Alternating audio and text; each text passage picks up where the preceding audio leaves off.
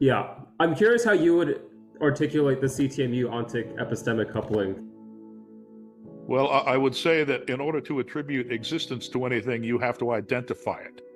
And by identifying it, you are automatically attributing existence to it. So you can't really separate ontology from epistemology.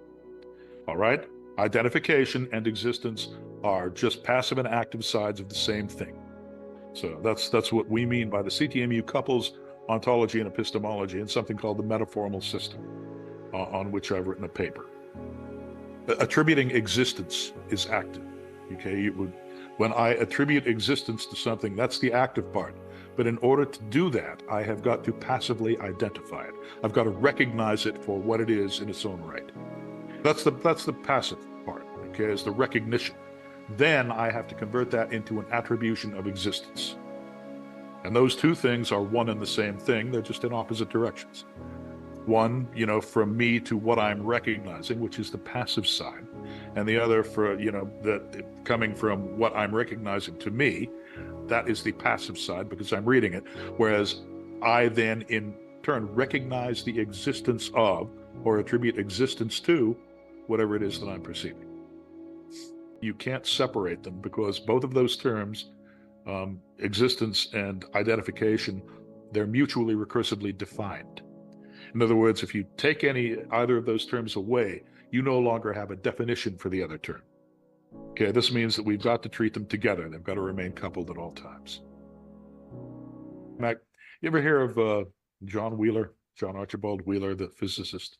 He had something called the observer participation thesis. And it goes back to not just to him, but to other quantum theorists. For example, John von Neumann had the same idea, right? Basically, we are participating in reality by observing it. It's called observer participation, right? And that's what I'm talking about. That we are actively participating in the self-creation or self-generation of reality by observing it, okay? In observing it, we identify what it is, but meanwhile, we are participating in the regeneration of its state. When we receive a photon from a faraway star, we're actually participating in the state, in the event that emitted that photon.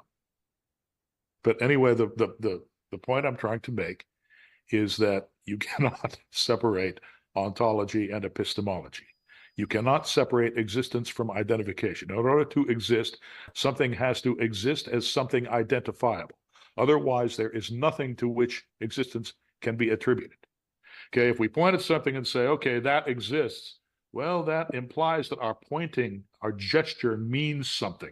We're actually identifying that thing when we attribute existence to it. Otherwise, we cannot recognize its existence. You see what I mean? Yeah. It's literally two sides of the same thing. It's a mutual recursive definition.